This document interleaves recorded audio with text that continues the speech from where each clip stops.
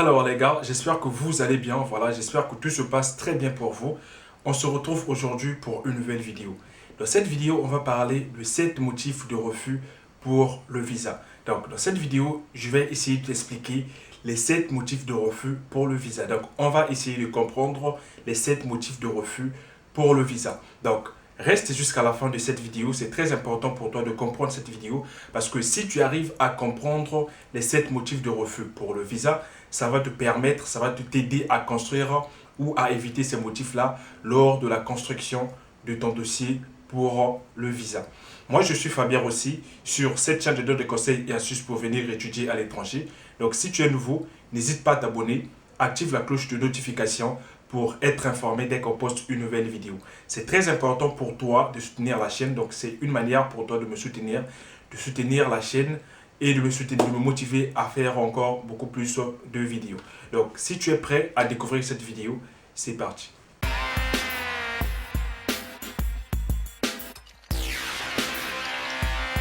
Voilà, donc comme je t'ai dit aujourd'hui dans cette vidéo, on va essayer de comprendre les motifs de refus pour le visa. Donc, ce que tu dois comprendre, c'est que je le dis souvent dans plusieurs de mes vidéos, n'oublie pas surtout les détails pour chaque chose que tu fais. Donc, chaque chose que tu fais, tu dois le faire pour réussir. Voilà, c'est très important parce que moi, ce que j'ai constaté, c'est que les gens prennent beaucoup plus de temps sur des choses qui ont l'air plus importantes que d'autres. Donc, je prends un exemple. Il y a des choses qui sont simples que les gens négligent. Voilà. Mais pour construire un bon dossier, tu dois rien négliger. Donc, le seul conseil que je peux te donner, c'est que ne néglige vraiment rien. Prends tout au sérieux. Peu importe ce que tu vas faire, prends tout au sérieux. Pour la demande de visa, il n'y a rien qui est à négliger. Donc, il n'y a rien qui est à négliger.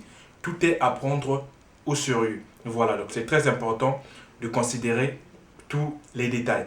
Voilà, donc aujourd'hui, dans cette vidéo, on va citer donc les motifs de refus pour le visa. Donc, on va essayer de voir les 7 motifs de refus pour le visa. Donc, je vais essayer de les citer ici et expliquer comment ça se passe. Expliquer donc chaque motif de refus pour le visa. Voilà. Donc, le premier motif de refus pour le visa que je vais citer ici, c'est le motif 1. Donc, le motif 1 dit quoi? Le document de voyage présenté est faux ou falsifié. Voilà. Le document de voyage présenté est faux ou falsifié. Donc, j'ai fait une vidéo là où je vous donnais des secrets pour réussir, pour construire un bon dossier pour le visa. Donc, comme je l'ai dit, construire un bon dossier pour le visa, ça n'a rien d'extraordinaire. Donc, ça n'a rien de compliqué. Il faut juste savoir comment utiliser tes documents. Donc, ici, le motif dit quoi? Que le document présenté est faux ou falsifié. Donc, quand vous présentez un document qui est faux, c'est un motif qui est très très simple à comprendre parce que toi-même, quand tu fais ta demande de visa et que tu as présenté des documents qui sont faux et un jour on te présente le motif document, les documents présentés sont faux ou falsifiés, tu vas vite comprendre parce que tu sais que toi-même tu avais présenté les documents qui sont faux. Voilà donc. Dans les secrets que je te donnais parmi les 2 secrets que je t'ai cités pour réussir un bon dossier, j'étais vraiment conseillé d'éviter les faux dossiers. Pour ce motif, non seulement on va te coller un refus, il peut aussi arriver qu'on on te sanctionne. Tu peux aussi avoir des sanctions. Donc, mieux vaut éviter les faux documents. Donc, pour éviter ce motif, il n'y a rien d'autre à faire. C'est simplement éviter des faux documents, fournir des documents qui sont clairs et précis. Donc, le motif 2 dit quoi?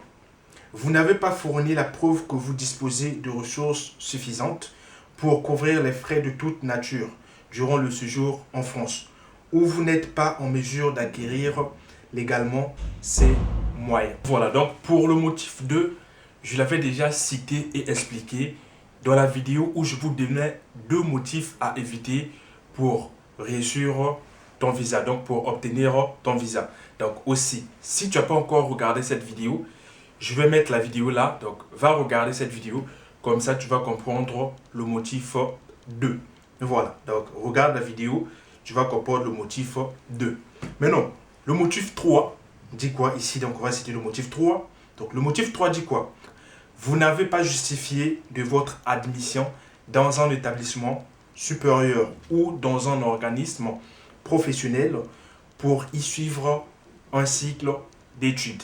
Donc, ce motif-là, ça concerne quoi?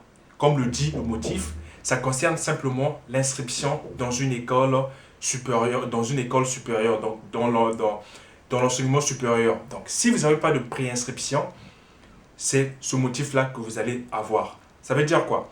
Vous pouvez avoir une inscription.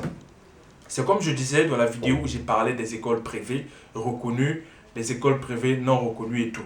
Donc, vous pouvez avoir une inscription ou une acceptation. Mais il faut savoir que ce n'est pas toutes les acceptations ou toutes les attestations de préinscription qui sont acceptées. Il y a des écoles qui peuvent vous accepter, mais au niveau du visa, on vous refuse. Donc, ce motif vient souvent pour les gens qui postulent pour les écoles privées. Donc, tu peux avoir une acceptation dans une école privée qui n'est pas reconnue. Au niveau de l'ambassade, on va te donner ou on va te refuser pour ce motif-là. Parce que l'école qui t'a accepté ou l'acceptation que tu as présentée, l'attestation de prescription que tu as présentée n'est pas reconnue au niveau de l'ambassade ou voilà, pour t'accorder le visa, l'attestation de prescription n'est pas reconnue. Donc, tu peux avoir une acceptation parce que tout le monde sait que pour déposer le visa, tu dois avoir une acceptation. Maintenant, là, ce motif vient beaucoup plus souvent pour des gens qui ont une acceptation, mais dans une école qui n'est pas reconnue. Voilà. Donc, tu peux avoir une acceptation, mais ça peut être dans une école qui n'est pas reconnue. C'est souvent ce motif-là qui arrive. Donc, le motif 3. Voilà. Et le motif 4 dit quoi? Vous n'avez pas présenté d'éléments suffisants permettant à l'autorité consulaire de s'assurer que votre séjour à des fins d'études ne présenterait pas un caractère abusif. Donc ça, c'est le motif 4. Ça va avec le motif 2. J'ai déjà parlé du motif 4 dans la vidéo où je vous donnais 2 motifs à éviter pour réussir ton visa ou pour obtenir d'un coup ton visa. Donc les 2 motifs à éviter que j'avais cités, c'est le motif 4 et le motif 2. Donc si, je le redis encore, si tu n'as pas encore regardé cette vidéo sur les 2 motifs à éviter, je t'invite à la regarder pour comprendre celle-ci. Voilà, donc on passe au motif 5. Donc le motif 5 dit quoi? Les informations communiquées pour justifier les conditions de séjour sont incomplètes ou ne sont pas fiables. Voilà, donc c'est un motif qui arrive beaucoup plus souvent. Là, ça concerne normalement toutes tes informations que tu as présentées. Ça peut concerner le logement, ça peut concerner ton garant, voilà, ça peut concerner les justificatifs que tu as fournis pour justifier ton séjour en France. Ces documents ne sont pas vraiment complets, voilà, ou ne sont pas fiables. Donc, si l'ambassade voit que les documents que tu as fournis ne sont pas fiables ou voilà, ne sont pas vraiment clairs, c'est ce motif qui va arriver, donc le motif 5. C'est en général, ça concerne en général tous les documents que tu vas fournir pour justifier ton séjour en France. Ça peut être, je le répète, ça peut être l'hébergement, ça peut être aussi concernant le garant. Parce que tu peux avoir un garant, mais si ton garant ne respecte pas les critères, ton garant peut aussi avoir beaucoup plus de charges. Tu peux avoir un garant, mais ce garant a beaucoup de charges. Voilà. Donc, une personne qui a à sa charge déjà 4 personnes et que tu t'ajoutes dans une même maison, tu vois, c'est comme si il a beaucoup plus de charges. L'ambassade ne peut pas accorder donc le visa. Voilà. Donc ça, j'espère que tu as compris ce motif-là. Donc pour le motif 6, c'est le motif 6 dit quoi? Donc, vous faites l'objet d'une mesure vous interdisant le retour sur le territoire français. Ce motif-là, c'est beaucoup plus pour les gens qui ont été déjà en France. Aujourd'hui, tu peux être en France et tu décides de retourner dans ton pays. Après, quand tu étais en France, tu n'as pas respecté vraiment les critères ou les règles ou quoi que ce soit concernant ton visa ou tout, tu as abusé et tout. Maintenant, quand tu veux redemander le visa pour retourner en France, on va te dire que quand tu étais en France, tu n'as pas respecté les critères ou les lois, les consignes et tout. Donc, tu fais l'objet d'une mesure qui t'interdit de retour dans le territoire français. Simplement, quand tu étais en France, tu as fait quelque chose de louche. Et donc, cette chose-là fait à ce que tu n'as plus le droit pour un moment de retourner en France. Voilà. Donc, le motif 7 et le dernier dit quoi? Vous présentez un risque de menace pour l'ordre public, la sécurité publique ou la santé publique. Ça, c'est simplement pour des gens qui ont un casier judiciaire lourd. Voilà, donc, un casier judiciaire, ça veut dire quoi? Ça veut dire que tu avais déjà fait l'objet d'une enquête, tu as été déjà en prison, tu t'es déjà battu et en prison, voilà, tu as déjà blessé quelqu'un, des choses comme ça. Donc, si tu as un casier judiciaire qui n'est pas vraiment clean, c'est ce motif-là qui va arriver. Voilà, donc ça, c'est un motif qui est vraiment rare parce que c'est vraiment très rare de voir les étudiants qui sont dans les bails, genre prison et tout. C'est vraiment très rare de voir des étudiants comme ça. Beaucoup plus souvent, les étudiants, quand ils déposent leur visa, ils sont clean. Voilà, le casier judiciaire est clean et tout. Voilà, donc voici les 7 motifs de refus pour le visa. J'espère que tu as compris ces motifs et j'espère que tu as bien compris l'explication de ces motifs-là. Voilà, donc si c'est le cas, si cette vidéo t'a plu, n'hésite pas à laisser un pouce bleu. Donc, s'il y a un détail ou il y a quelque chose que tu n'as pas compris, n'hésite pas à me le dire en commentaire. Je suis là pour répondre à tout le monde. Voilà, donc, en tout cas, quand j'ai le temps, je réponds à tout le monde. Donc, si tu as quelque chose que tu n'as pas compris parmi ces motifs-là, ou que tu as besoin d'aide pour construire ton dossier, n'hésite pas à venir sur Instagram, à m'écrire sur Instagram. Je réponds à tout le monde qui m'écrit sur Instagram.